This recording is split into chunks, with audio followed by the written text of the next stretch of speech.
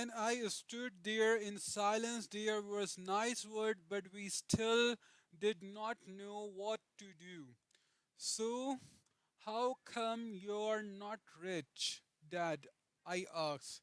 Because I choose to be a school teacher. School teacher really don't think about being rich. Because I choose to be a school teacher. School teacher really don't think about being rich. We just like to teach. I wish I could help you, but I really don't know how to make money. Mike and I turn and continue our clean up. I know, said my dad, if you boys want to learn how to be rich, don't ask me, talk to your dad, Mike. My dad asks Mike with a scrunch up face.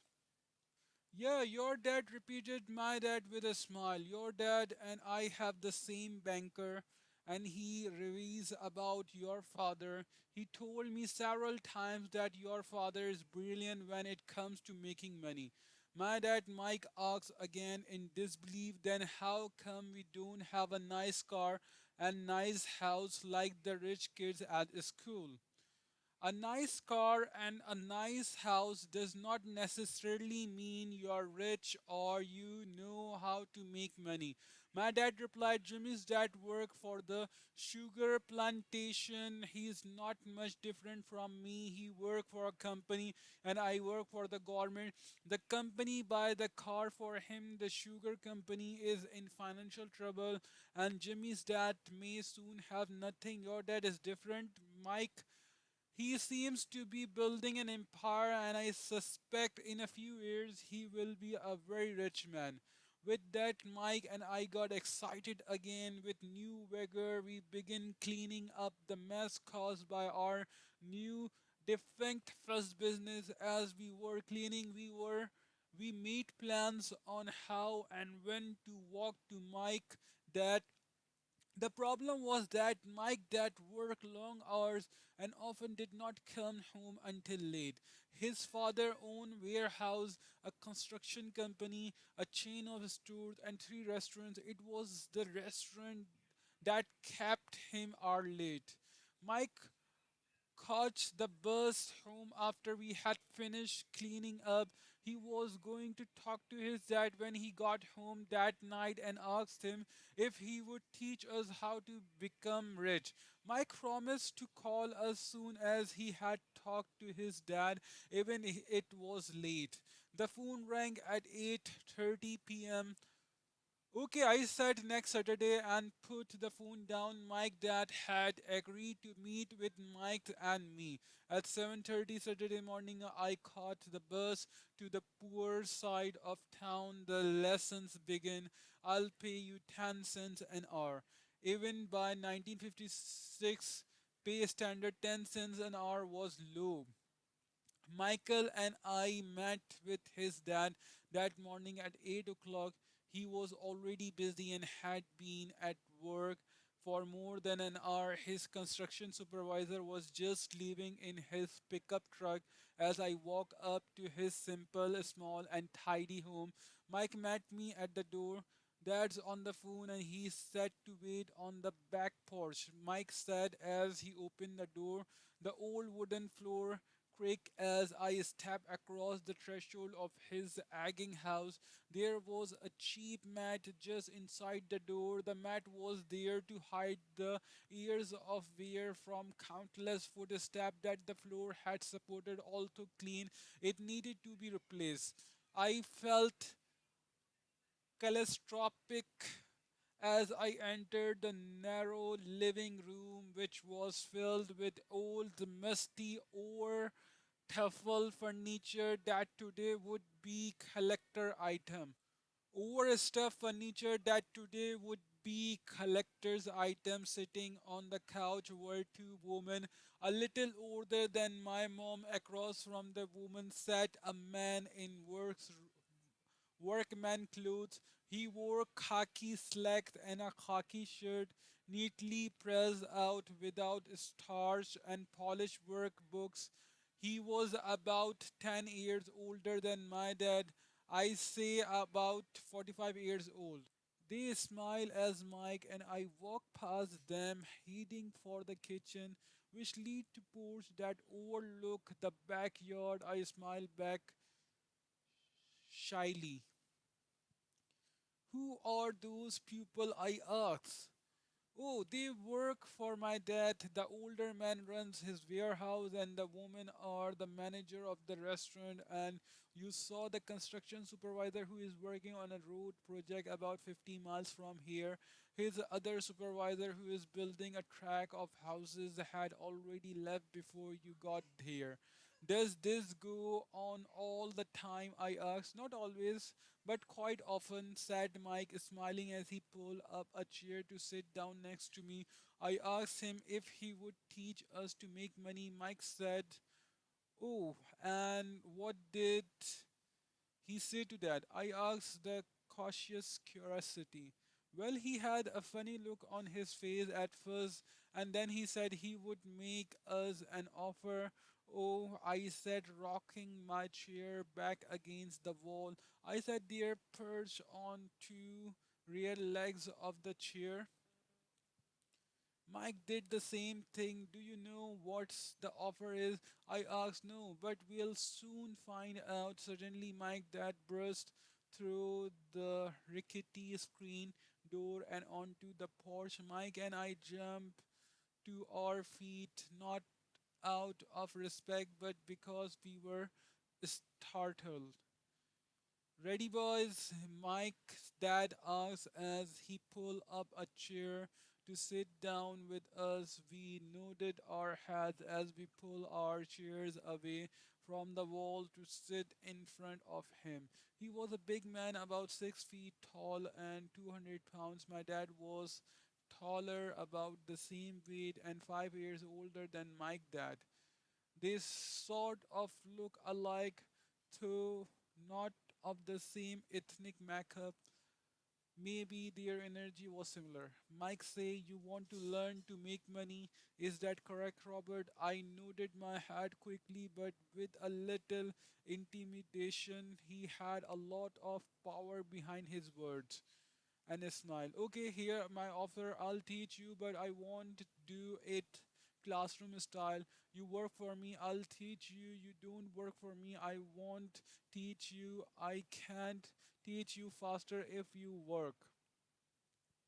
And I am wasting my time if you just want to sit and listen like you do in schools. That's my offer. Take it or leave it. May I ask a question first? I ask, no, take it or leave it. I've got too much work to do to waste my time.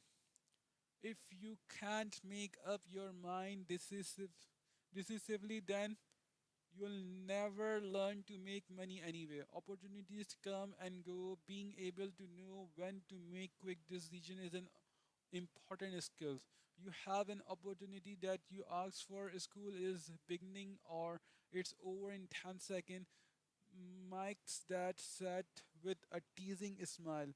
Take it, I said. Take it, said Mike. Good, said Mike's dad. Miss Martin will be by in 10 minutes after I throw with her. You ride with her to Mass Separate and you can begin working. I'll pay you 10 cents an hour and you will work for 3 hours every Saturday. But I have a softball game today, I said. Mike's dad lowered his voice to a stern tone. Take it or leave it. I'll take it, I replied, choosing to work and learn instead of playing softball. 30 second like 30 cents later. By 9 a.m. on a beautiful Saturday morning, Mike's and I were working for Mr. Martin. She was a kind and patient woman. She always said that Mike and I reminded her of her two sons who were grown and gone. Although kind, she believed in hard work. She kept us working. She was a taskmaster. She spent 3 hours taking canned goods off the shelf and with a feather duster brushing each can to get the dust off. then restacking them neatly.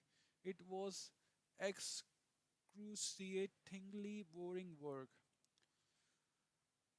My dad, whom I call my rich dad, owned nine of these little super eats with large parking lots. They were the early versions of the 7-Eleven convenience store, little neighborhood grocery stores where people bought items such as milk, bread, butter, and cigarettes. The problem was this was Hawaii before air conditioning, and the store could not close the door. Because of the heat of two sides of the store, the door had to be wide open off to the road and parking lot. Every time a car drove by or pulled into the parking lot, dust would scroll and settle in the store. Hence, we had a job for as long as there was no air conditioning. For 3 weeks, Mike and I reported to Miss Martin and work on 3 hours by noon. Our work was over and she dropped three little dimes in each of our hands. Now, even at the age of 9 in the mid 1950s, 30 cents was not too exciting. Comic book cost 10 cents. But then, so I usually spend my money on comic books and went home. By Wednesday of the fourth week, I was ready to quit. I had agreed to work only because I wanted to learn to make money from Mike's dad, and now I was a slave for 10 cents an hour. On top of that, I had not seen Mike's dad since that first Saturday.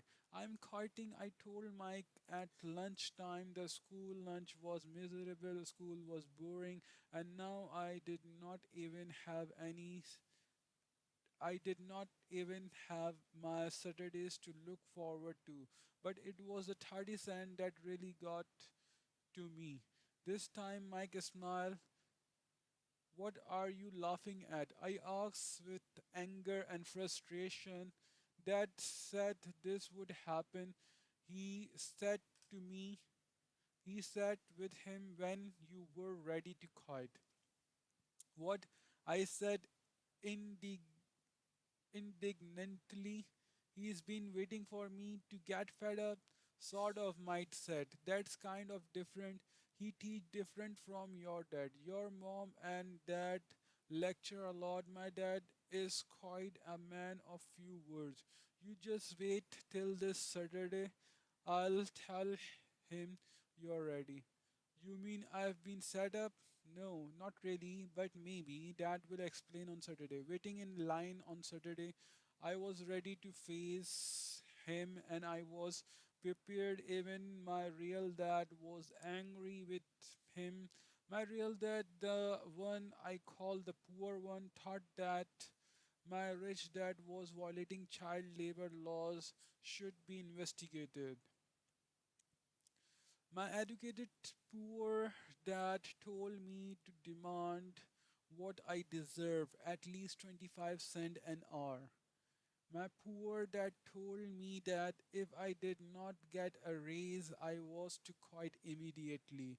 You don't need that damn job anyway, said my poor dad with indignity at 8 o'clock Saturday morning. I was going through the same rickety door of Mike's house. Take a seat and wait in line. Mike, that said as I entered. He returned and disappeared into his little office next to a bedroom. I looked around the room and did not see Mike's anywhere. Feeling awkward, I courteously sat down next to the same two women who were there 4 weeks earlier. They smiled and slid across the couch to make room for me. 45 minutes went by and I was steaming. The two women had met with him and left 30 minutes earlier. An older gentleman was in there for 20 minutes and was also gone. The house was empty, and I sat out in his musty, dark living room. The house was empty, and I sat out in his musty, dark living room on a beautiful sunny Hawaii day, waiting to talk to a cheap scat to exploited children. I could hear him rustling around the office, talking on the phone and ignoring me. I was now ready to walk out, but for some reason I stayed. Finally, 15 minutes later, I exactly 9 o'clock reached that walk out of his office, said nothing, and signaled with his hand for me to enter his dingy office. I understand you want a raise or you're going to quit, Rich Dad said as he swivelet in his office chair. Well, you're not keeping your end of the bargain, I blurted out nearly in tears. It was really frightening for a 9 years old boy to confront a grown up. You said that you said that you would teach me if I work for you. Well, I've worked for you. I've worked hard. I've given up my baseball games to work for you, and you don't keep your word. You haven't taught me anything. You are a crook, like everyone in town thinks you are. You are greedy. You want all the money and don't take care of your employees. You make me wait and don't show me any respect. I'm only a little boy. I deserve to be treated better. Rich Dad rocked back in his swivel chair, hands up to his chin, somewhat staring at me. It was like he was studying me. Not bad, he said. In less than a month, you sound like most of my employees. What? I asked, not understand what he was saying. I continue with my grievances. I thought you were going to keep your end of the bargain and teach me instead you want to torture me. That's cruel. That's really cruel. I'm teaching you, Rich Dad said quietly. What have you taught me? Nothing, I said angrily. You haven't even talked to me once since I agreed to work for peanuts, then 10 cents an hour. Ah, I should notify the government about you. We have child labor laws. You know, my dad worked for the government, you know. Whoa, said Rich Dad. Now you sound just like most of the people who used to work for me. People I've either fired or they quit. So what do you have to say? I demanded, feeling pretty brave for a little kid. You lied to me. I've worked for you and you have not kept your words. You haven't taught me anything. How do you know that I've not taught you anything? Asked Rich Dad calmly. Well, you never talked to me. I've worked for 3 weeks and you have not taught me anything, I said with a thought. Does teaching means talking or a lecture? Rich Dad asked. Well, yes, I replied. That's how they teach you in a school, he said, smiling, but that is not how life teach you. I would say that life is the best teacher of all. Most of the time, life does not talk to you. It just sort of pushes you around, each push in life saying, wake up, there's something I want you to learn. What is the man talking about? I asked myself silently. Life pushing me around was life talking to me? Now I knew I had to quit my job. I was talking to someone who needed to be locked up. If you learn life's lesson, you will do well. If not, life will just continue to push you around. People do things, people do two things. Some just let life push them around, others get angry and push back. but they push back against their boss or their job or their husband or wife. They do not know it's life that pushing. I had no idea what he was talking about. Life pushes all of us around. Some give up, others fight. A few learn the lesson and move on. They welcome life pushing them around. To these few people, it means they need and want to learn something. They learn and move on, most quiet, and a few like you fight. Rich Dad stood and shut the creaky old wooden window that needed repair. If you learn this lesson, you will grow into a wise, wealthy, and happy young man. If you don't, you will spend your life blaming a job, low pay, or your boss for your problems. Your life hoping for that big breaks that will solve all your money problems. Rich Dad looked over at me to see if I was still listening. His eyes met mine. We started at each other,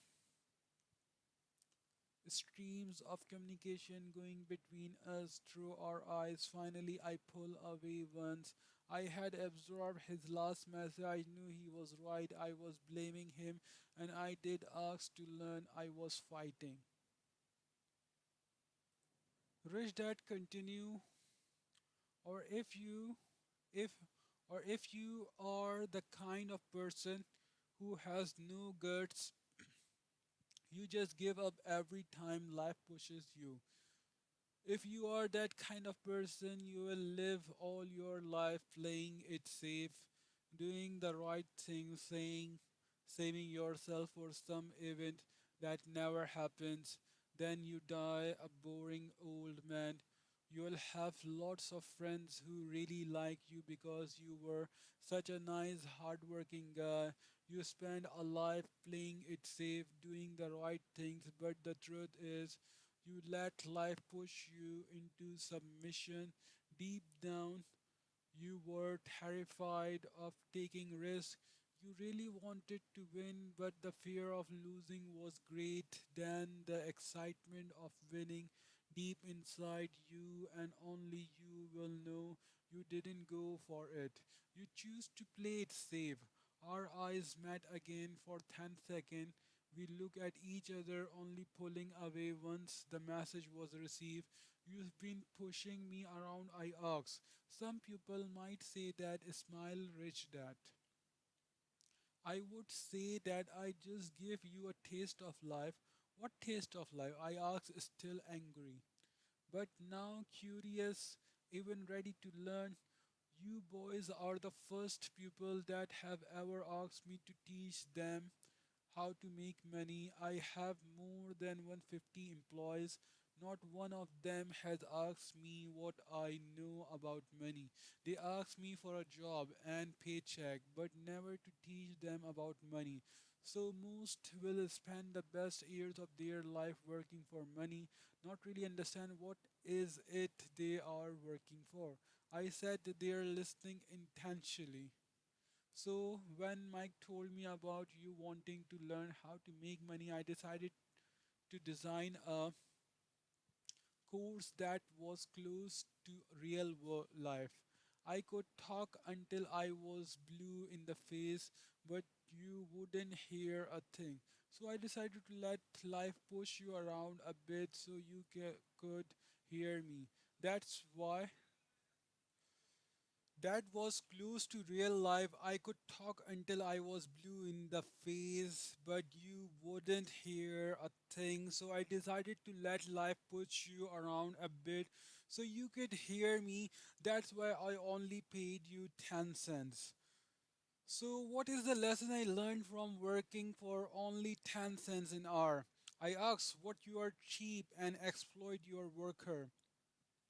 Rich Dad rocked back and laughed heartily. Finally, after his laughing stopped, he said, "You best change your point of view. Stop blaming me, thinking I am the problem.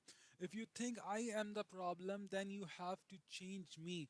If you realize that you are the problem, then you can change yourself, learn something, and grow wiser. Most people want anyone else in the world to change but themselves. Let me tell you, it's easier to change yourself than everyone else. I don't understand. I said, don't blame me for your problem. Rich Dad said, growing impatient. But you only pay me 10 cents. So, what are you learning? Rich Dad asked, smiling. That you're cheap, I said with a sly grin. Say, you think I am the problem? Said Rich Dad. But you are. Well, keep the attitude and you learn nothing. Keep the attitude that I am the problem, and what choice do you have? Well, if you don't pay me more or show me more respect and teach me, I'll quit. Well put, well put, Rich Dad said, and that exactly what most people do. They quit and go looking for another job, better opportunity, and higher pay, actually thinking that a new job or more pay will solve the problem. In most cases, it won't. So, what will solve the problem? I asked. Just take this measly 10 cents an hour and smile. Rich Dad smile. That what the other people do? Just accept a paycheck knowing that they and their family will struggle financially, but that all they do, waiting for a raise, thinking that more money will solve their problem, more money will solve the problem. Most just accept it, and some take it second job working harder, but again accepting a small paycheck. I said, starting at the floor, beginning to understand the lesson Rich Dad was presenting. I could sense it was a taste of life. Finally, I looked up and repeated the question. So, what will solve the problem? This, he said, tapping me gently on the head. This is stuff between your ears. It was it was at the moment the rich dad shared the pivotal point of the view that separated him from his employees and my poor dad and led him to eventually become one of the richest men in Hawaii. While my highly educated but poor dad struggled financially all his life, it was a singular point of view that made all the difference over a lifetime. Rich Dad said over and over this point of view, which I call lesson number one. The poor and the middle class work for money, the rich have money work for them. On thought bright Saturday morning, I was learning completely different point of view from what I had been taught by my poor dad at the age of 9. I grew aware that both dads wanted me to learn, both dads encouraged me to study, but not the same thing. My highly educated dad recommended that I do what he did. Son, I want you to study hard, get good grades so you can find a safe, secure job with a big company and make sure it was excellent benefit. My rich dad wanted me to learn how make money works so I could make it work for me. These lessons I would learn through life with his guidance, not because of a classroom.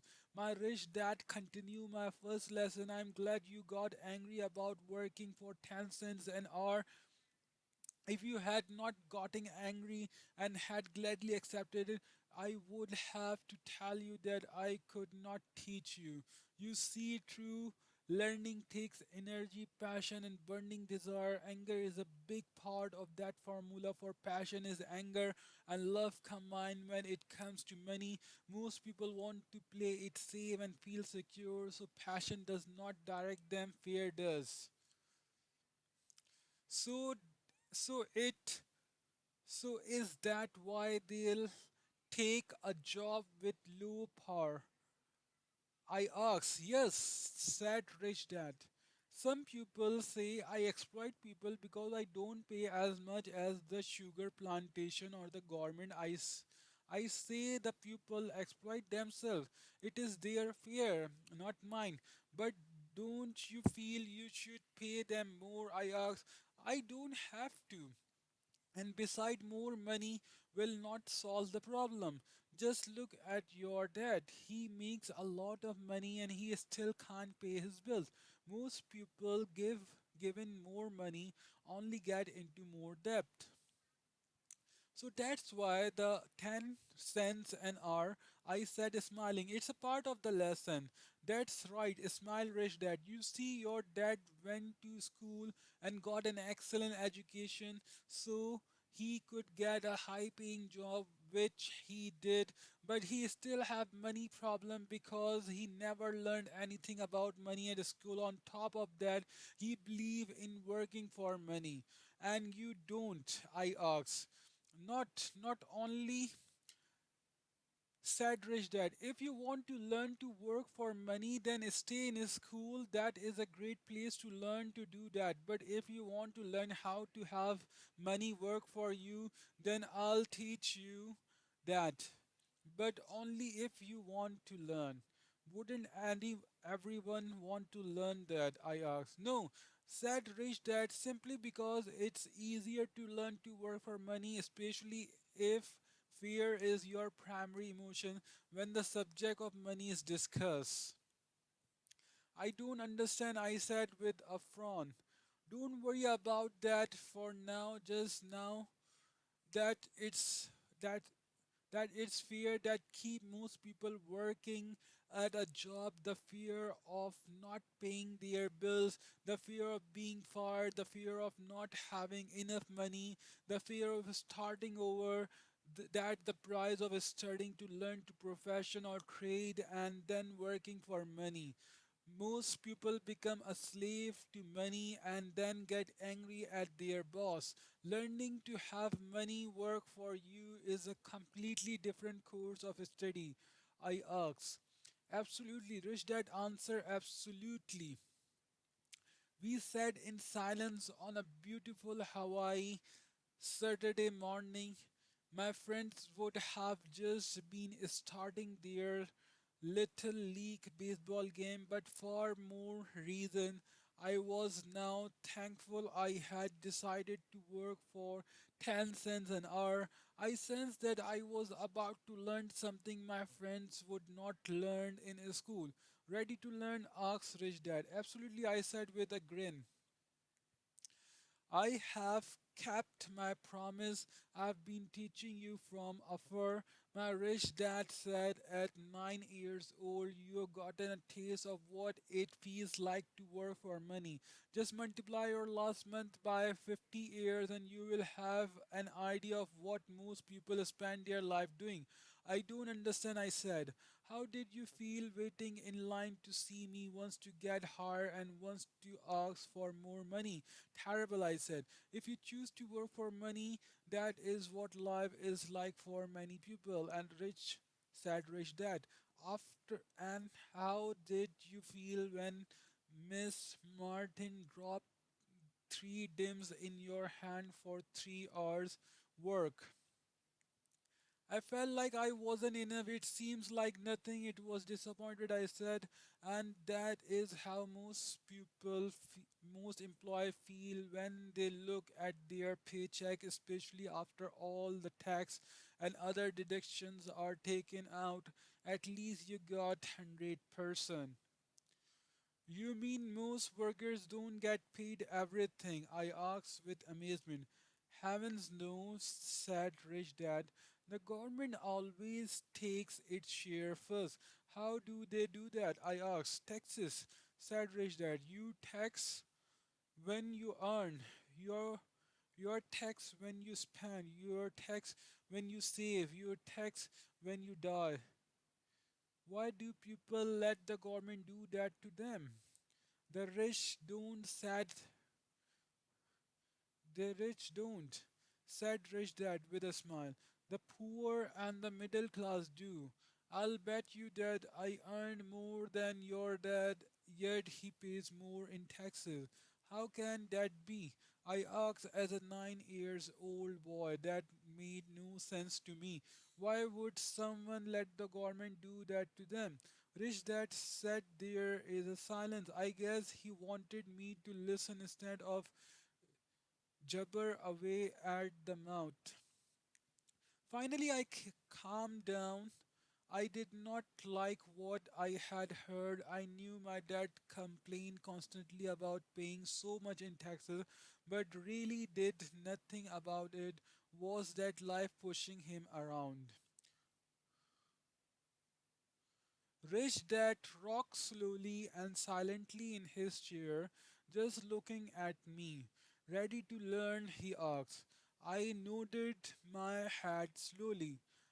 As I asked, there is a lot to learn. Learning how to have money working for you is a lifetime study. Most people go to college for 4 years and their education ends. I already know that my study of money will continue over my lifetime simply because the more I find out, the more I find out.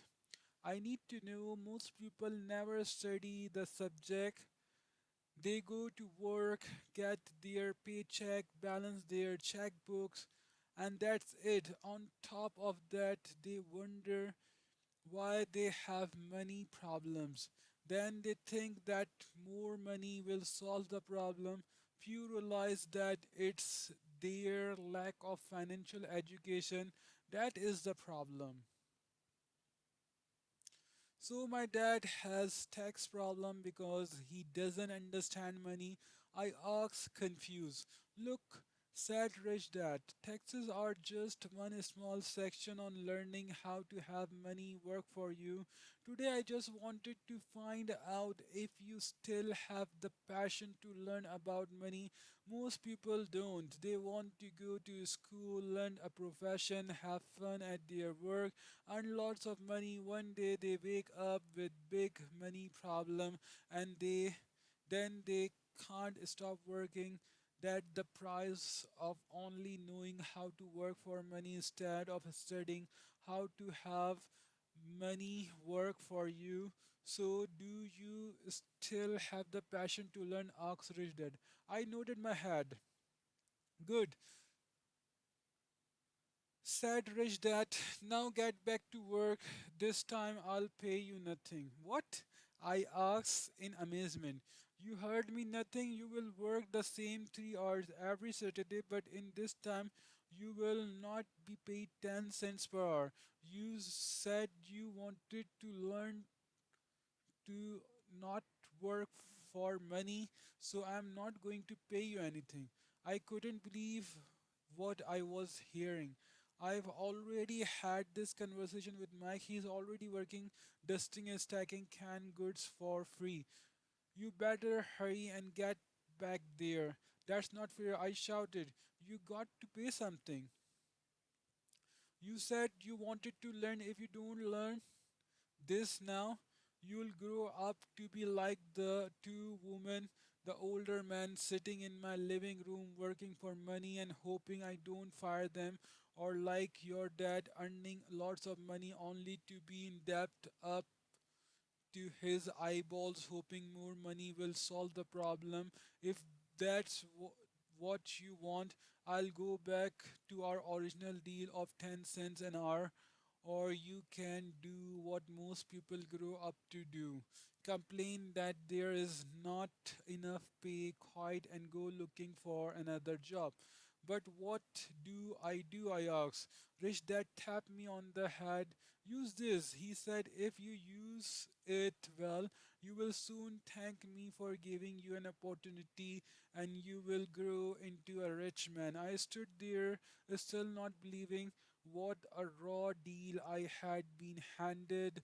Here I came to ask for a raise, and now I was being told to keep working for nothing. Rich Dad tapped me on the head again and said, use this now. Now get out of here and get back to work.